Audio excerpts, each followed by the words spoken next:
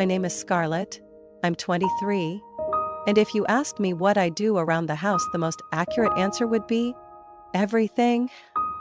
Since I was 14, I've cooked, cleaned, done laundry, and tutored my 3 younger sisters, all while my mom applied her bright red lipstick every morning and my dad watched TV like everything ran itself by magic. We lived in a quiet suburb in Ohio, where the neighbors thought we were the perfect family. 5 daughters, an engineer dad, and a stay-at-home mom. They didn't see me making dinner with grease-stained hands after working my part-time job. No one heard my mother say that sentence that buried my whole existence. One June afternoon, on the phone with her sister in Florida. "Don't worry about Scarlett, she's just the unpaid help around here.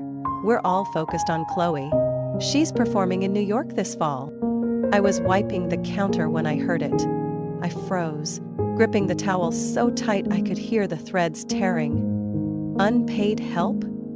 Interesting how the woman who gave birth to me could erase me with a single sentence. Chloe, the youngest, 11 years old, took private piano lessons 3 times a week, competed in state competitions every month, wore custom-made dresses from New York, and was called the angel of the family. I gave up art class in 7th grade so Chloe could afford her first lessons. When I asked why, Mom said just one thing: "You're the big sister, you understand." I did understand. I understood that cleaning the house was my duty. I understood that when Dad walked through the door, dinner had to be hot, the table spotless, and Chloe seated in a clean dress with her hair brushed and smile rehearsed. I understood that my role was to be the quiet shadow behind my sister's spotlight.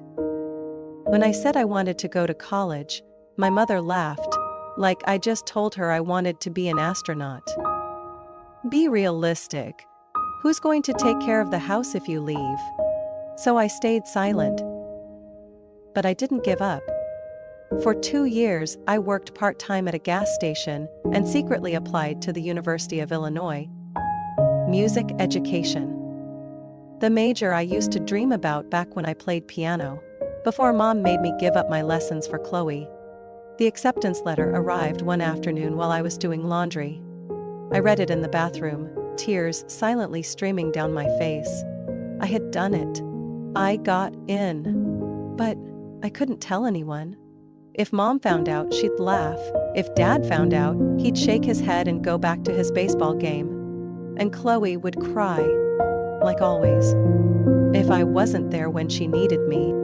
I hid the brochures and scholarship papers under my mattress. I opened a separate bank account at a branch 10 miles from home, where no one in the family ever went. I saved every cent I could.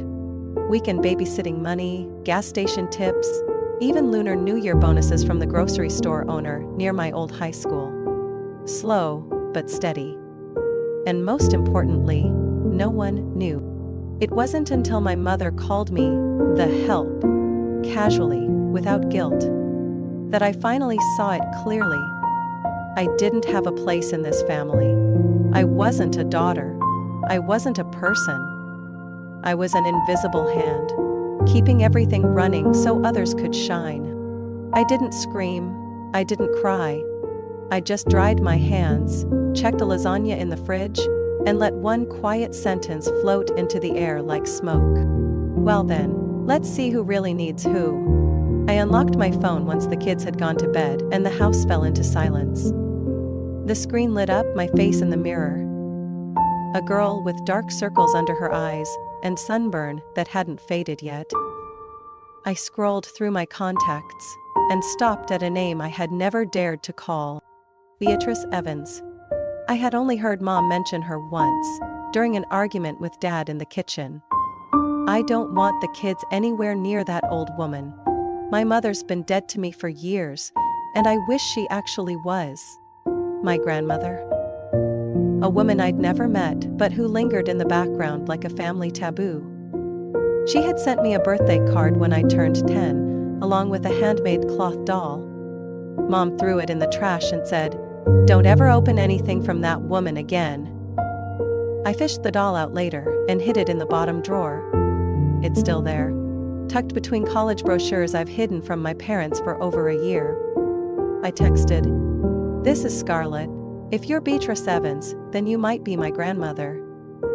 I don't know how to start this, but I think I need to talk to someone." It only took a few minutes.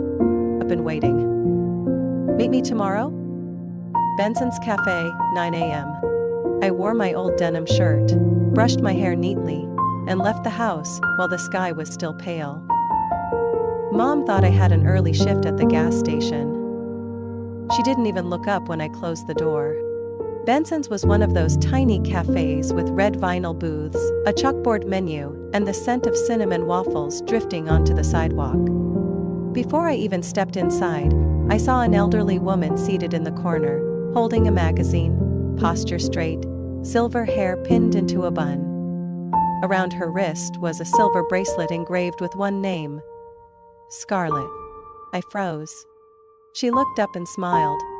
"You have your mother's eyes, but your own fire behind them." I sat down, heart pounding. "You sent me a birthday gift," I said. "And it got returned." Beatrice sipped her coffee, voice calm, not bitter. "But I never stopped watching over you. I know you're working. I know you got into Illinois. And I know you haven't told anyone." I swallowed hard, gripping my coffee mug. "You know? All of it?" "Scarlett," she said, placing her hand over mine, eyes gleaming with something fierce and gentle all at once. "You have a future. And I've been preparing for it for a long time. I set up a trust fund when you were born. Enough to put you through college, give you years of independence, and help you start fresh." I laughed, a sharp, bitter sound that escaped before I could stop it. "Why would you do that, when Mom doesn't even speak your name?" "Because I've seen this before." Her voice lowered.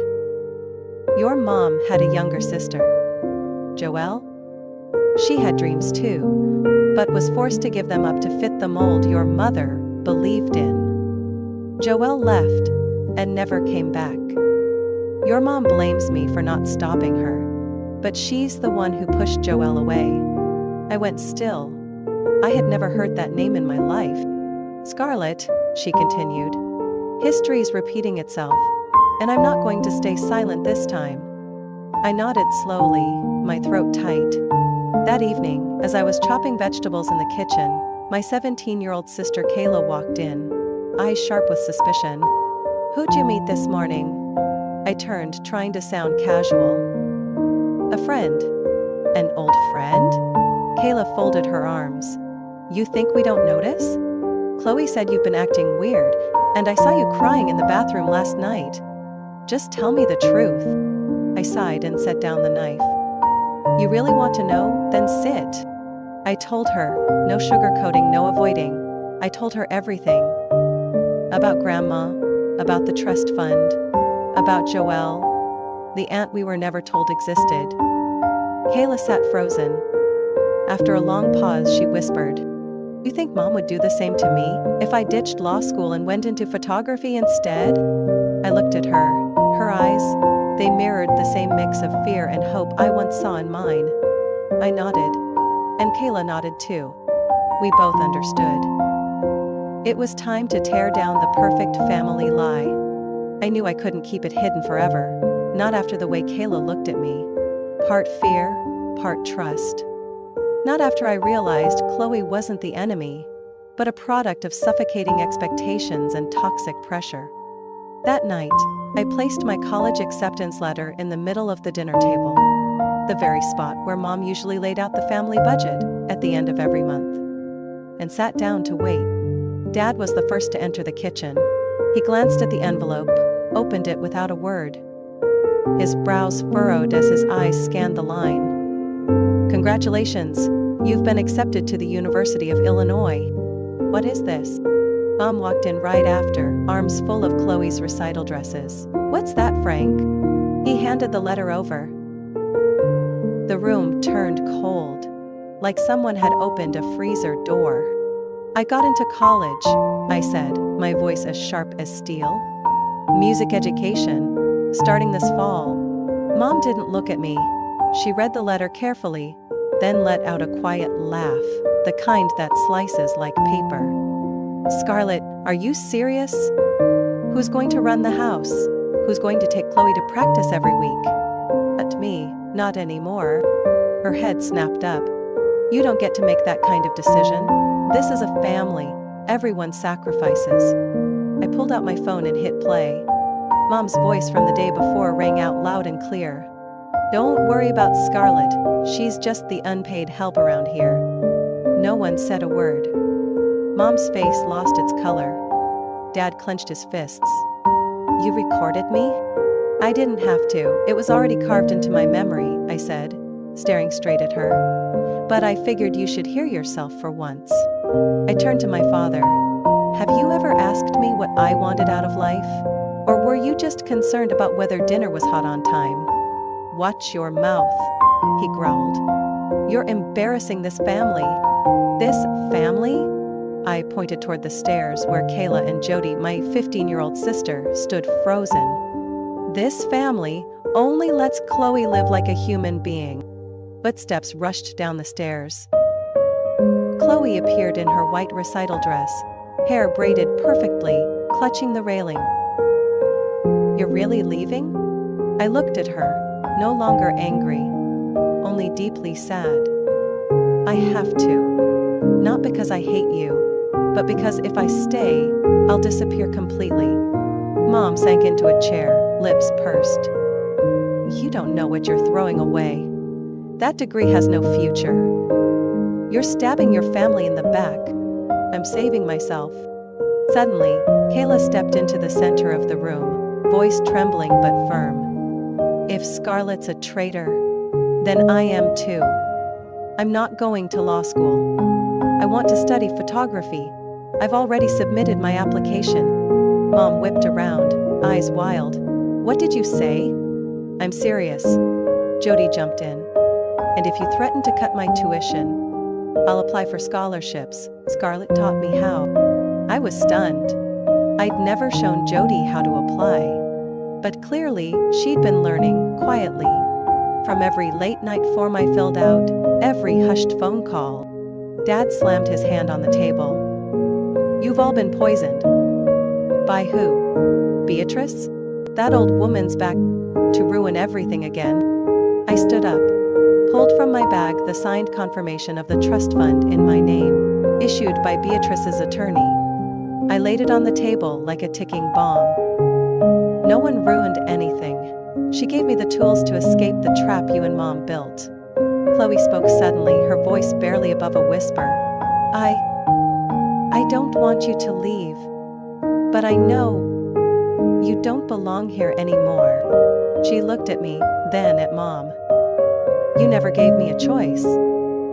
But Scarlett, she made one. Mom staggered to her feet. You think you're noble. You'll regret this when you fail and have nowhere left to go. I don't need a place to return to, I replied. I'm building one to start from. I picked up my bag and turned. Kayla grabbed my hand. Jody followed behind. Chloe didn't move, but her eyes said everything. I wasn't alone anymore.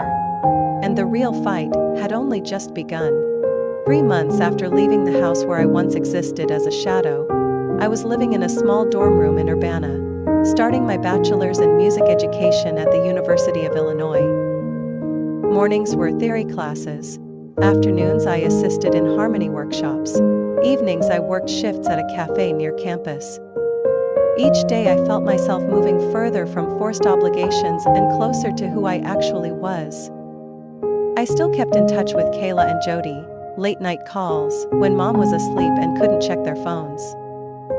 Kayla told me Mom had tightened control, cut the internet, changed the locks on their bedroom doors, made Chloe practice piano until 10 every night.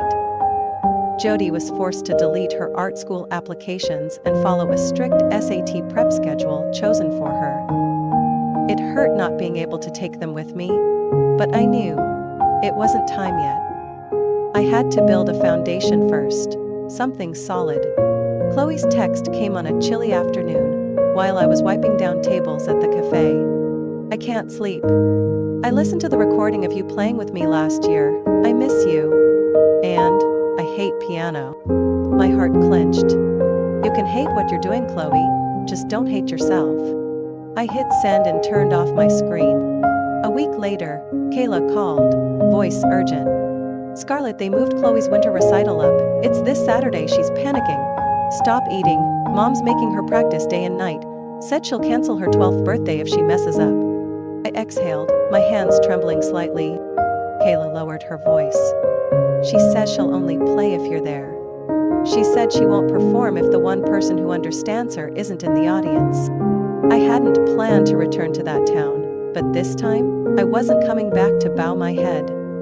I was coming back as someone else. Carson Theater stood in the middle of town, the stage I once dreamed of seeing on but had never touched. I arrived just as the recital began, slipping into the last row unnoticed. The lights dimmed. The audience fell silent. Chloe sat at the center of the stage, hands on the keys. Her white dress shimmered under the spotlight, hair in a perfect bun, lips pressed tight. Looking at her was like looking at myself 10 years ago, full of others' expectations, hollow on the inside. The piano sounded, but offbeat. A few bars, then silence. Chloe bowed her head. Murmurs rose in the room. I stood. Walked down the aisle under a flood of confused stares. Climbed straight onto the stage. "Where's your mother?" I asked as I saw her in the wings. She stormed out, voice cold and sharp. "Scarlett, your sister is performing. Don't you dare ruin this." "I'm not ruining anything, I'm saving her." I leaned down and whispered into Chloe's ear. "You don't have to play that piece. Play what you want." Chloe nodded, trembling, then placed her fingers on the keys and played a different melody, not from the program, not perfect, but raw and breathtaking. The judge seated in the center, a silver-haired woman with a red pen in hand, rested her chin on her palm and listened. When Chloe finished, the hall stayed silent. Then came applause. From the judging panel itself. "What's your name?" the woman asked. "Chloe Henderson," she replied, eyes still glassy. "Who taught you that piece?" She looked at me. "My sister." I bowed my head slightly. After the performance, I was called into the judge's room. The woman, Judith Lang, introduced herself as the head of admissions for the Chicago Youth Music Program. "Miss Scarlett, we need mentors like you, really. Not ones following outdated curricula. Someone who actually connects with the kids. Would you be interested in assisting next semester?" I was stunned. Half of me wanted to scream. The other half could barely speak. "I'd love to." My mother showed up right after, grabbing Chloe's wrist. "We're leaving," she barked. Chloe stepped back. "No, I want to talk to Scarlett." I moved in front of her, shielding her with my body. "You can drag her home, but you don't get to control me anymore." Mom looked at me like she wanted to slap me. But she couldn't. Not in front of everyone. Not while I was standing tall. I leaned down and whispered to my youngest sister. "When you're ready, I'll always be here." And this time, I walked away without looking back. The girl who used to be the shadow was now the light. 2 weeks after Chloe's fateful recital, I was invited to a board meeting at Greenbridge School of Music, the same place that rejected my scholarship application at 17 because I lacked a complete family profile. This time, I walked in wearing a different title. Official Teaching Assistant for the Midwest Youth Talent Program. The door was opened by Judith Lang, the same woman who had shaken my hand after Chloe's unexpected performance. She handed me a thick envelope. "Welcome to the Greenbridge Board of Directors, Scarlett. We just approved a new seat for a community representative, and no one is more qualified than you." I stood frozen. I'll have a vote in school policy? "Not just that," she smiled. "You'll also design a mentoring program for students without access, students like you once were." I nodded, clutching the envelope so hard it bent in my hands. The next day, I returned home, not to ask for permission, but to make an announcement. The whole family was having dinner. Mom sat at the head of the table, as always. Dad silently ate. Chloe sat still, while Kayla and Jody occasionally glanced at me, waiting. I stood by the kitchen entrance and placed a stack of documents on the table. I'm going to lead the new mentorship program at Greenbridge. The school Mom once said was out of our league. Mom looked up. Her face wasn't red with anger anymore. It was pale, as if she'd just gotten bad news. You plan to bring those stray kids into that school? We used to be those stray kids in your eyes, Kayla said, setting her fork down, voice like a blade. Now we're writing the rules. Mom looked around the table like she was being surrounded. This is betrayal. No, I said, this is justice. Chloe swallowed hard. She wore one of my old hoodies, her hands still stained with ink from sketching comics. I don't want to go to Juilliard, she said, her voice barely a whisper. I sent a rejection letter. Mom shot up. Chloe, what are you doing? Your future isn't yours to control. Chloe cut in, locking eyes with her. I want to live, not perform. My father put down his knife and fork. A small gesture, but in our house, it was seismic. Marilyn, he said slowly, we were wrong. Mom turned to him in disbelief. You're taking their side? I'm tired, he sighed. Tired of this cycle you created since Joelle left. That name dropped onto the table like a church bell toll. All three of my sisters turned to look at me, wide-eyed. Joelle? Jody asked. I nodded. Our aunt. The one Mom never talked about. She wanted to be an artist, but was pushed so hard she left and never came back. Mom gripped the edge of the table. Enough. Not yet, I said, stepping forward and laying down a copy of the letter Joelle once sent to Grandma Beatrice. This is proof. She didn't abandon the family. She was forced to choose between survival and a dream. Chloe picked up the letter, reading every word. Her face went pale. She turned to Mom, voice shaking but steady. And you did the same thing to me.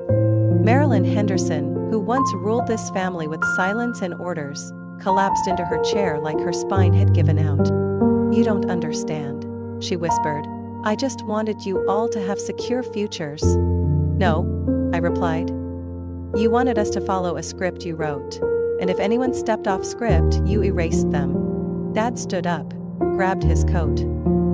I'm going to stay with my sister for a while. Maybe I need a fresh start too. Mom said nothing. Didn't stop him. Didn't cry. For the first time, she knew her control was gone. I turned to my sisters. We're going to rebuild from the ashes, but this time, no one has to sacrifice themselves. Kayla grabbed my hand, Jody nodded, Chloe pulled out her sketchbook, the first page now read, My story begins here. And I believed it. We could finally begin again.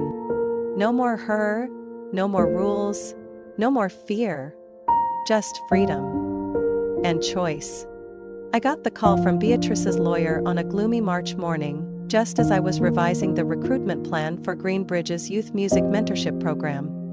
His voice was soft, like someone used to delivering sad news. Scarlett, your grandmother passed away last night in her sleep. Peacefully. I said nothing. The words on my screen blurred. I had known the day would come. She'd been getting weaker for months. But some foolish part of me still clung to the hope that I had more time. The funeral was quiet, held at a small church on the west side of the city. No extravagant flowers, no long eulogies. Just me, my 3 sisters, a few of her old friends, and Miles. My boyfriend, the only person who'd stood beside me without fail. My mother didn't come. My father sent a white wreath and a card that read, Mother Beatrice, I'm sorry for the things I never had the courage to make right. After the service, we went to the lawyer's office to hear the will. The room felt like the calm before a storm. The Chicago apartment, the trust fund, her Greenbridge board shares, and full guardianship of Kayla and Jody, all are to be transferred to Scarlett Henderson. He read aloud, each word landing like stones dropped in still water. Kayla gripped my hand. Jody broke down in tears. Chloe will receive a separate fund for therapy, personal development, free from academic or performance expectations. Funds will be released only with therapist approval. I looked at my youngest sister. She didn't cry, just nodded, slowly and deliberately. Lastly, the lawyer continued. Beatrice has requested the creation of a new scholarship program in her name and that of a late loved one. The Joelle Beatrice Foundation, dedicated to siblings torn apart by favoritism within their families. Scarlett will be founder and director. I was speechless. Joelle, the name once forbidden in our house, now etched into her legacy as an undeniable truth. 1 year later, I stood in a sun-filtered room inside the community arts center we'd built with the foundation's funding. Black and white portraits hung on the walls, capturing moments of reunion between brothers and sisters, some filled with tears, others cautious smiles after years apart. Kayla was leading a photography workshop for kids using just their phones. Jody ran the music room. Chloe sat cross-legged on the floor, sketching comics with a few children, a soft smile on her lips.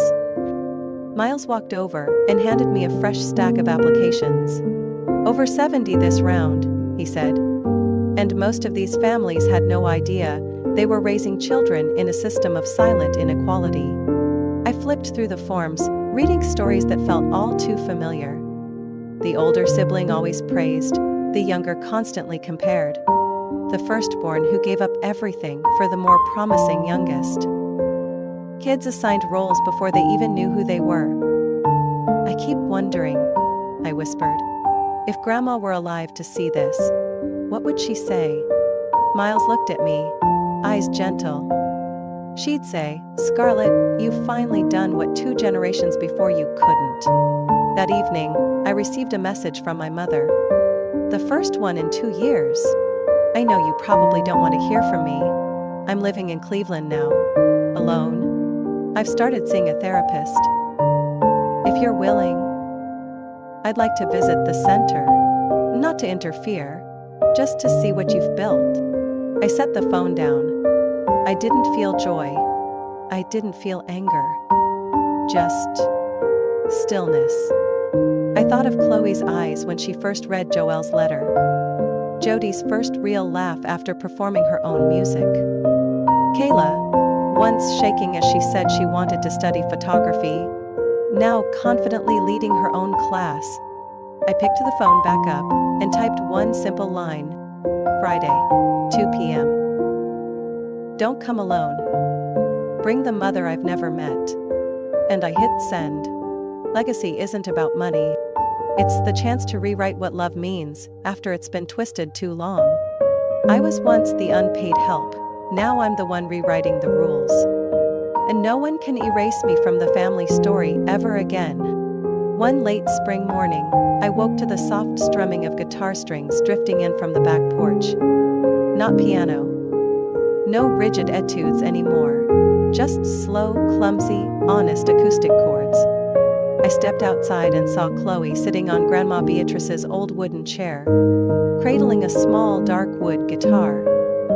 Her hair was pinned up, cheeks pink from the sun, eyes focused on a handwritten page of music. I thought you'd stick with comics, I said quietly, pouring tea. I still draw, Chloe smiled. But now I write background scores for my stories. I sat beside her. The breeze carried the scent of lavender from the vine Grandma used to tend. What's this one called? I asked.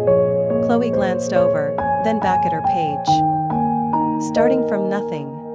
I didn't ask more, just nodded. She didn't need anyone's approval anymore. Kayla had just received a full scholarship in documentary photography at Syracuse University. The girl once trapped inside a box labeled law school now stood in unfamiliar lands, capturing the world through her own lens. Jody had been accepted directly into Oberlin Conservatory as an emerging composer. She was writing her first symphony, titled Silent Kitchens, inspired by the nights I quietly made dinner when I was 17. And me? I was counting down to my wedding. Miles proposed in Beatrice's garden, where all four of us had once pulled weeds and replanted wilting flower beds after she passed. He didn't kneel in a fancy restaurant. He just took my hand as we planted a lilac in the back corner, then quietly held out a ring. "You rebuilt your life from this bare soil," he said. "Let me build the rest of it with you. Not to rescue you, but to build with you." I said yes, without hesitation. Today was a Sunday. No work, no meetings, just the garden. Buzzing bees, Jody's laughter from the kitchen, Kayla's camera clicking, and soft guitar notes from the porch. I was planting rosemary when Chloe came over, guitar in hand. "Do you have time to hear a piece?" I looked up, brushed off my hands. "Of course." She sat on the step and began to play. The tune wasn't perfect, a few missed notes, but it overflowed with feeling. The lyrics spoke of darkness, silence, and the urge to run, but also of choosing to stay long enough to learn how to define yourself. I didn't say anything when she finished. I just wrapped my arm around her shoulders. "Will you perform this at the center's grand opening?" Chloe hesitated. "I'm not sure, but if you're there, I'll always be there." We sat in silence, watching the garden bloom before us. I thought of Beatrice, of her morning tea, her quiet but piercing wisdom, and how she believed in me before I ever believed in myself. I haven't decided whether I want children of my own, but I know one thing for sure. If I ever do, I won't shape them into someone else, only support them to become themselves. Family, I've realized, isn't a place where you sacrifice who you are to be loved.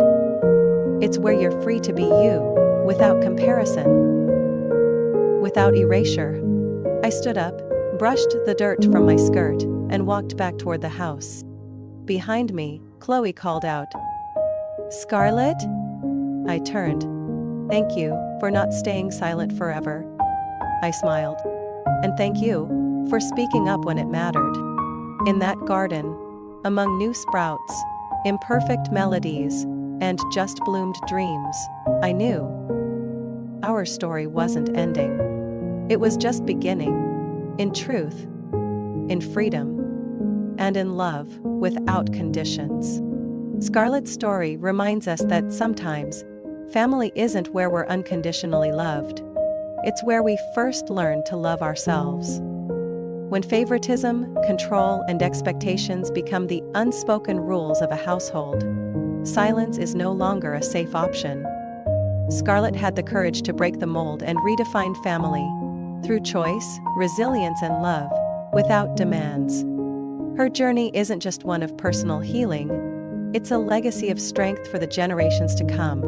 What do you think about Scarlett's journey and how she redefined what family means? Share your thoughts in the comments below. Don't forget to follow the channel for more heartfelt, powerful stories about life and family relationships.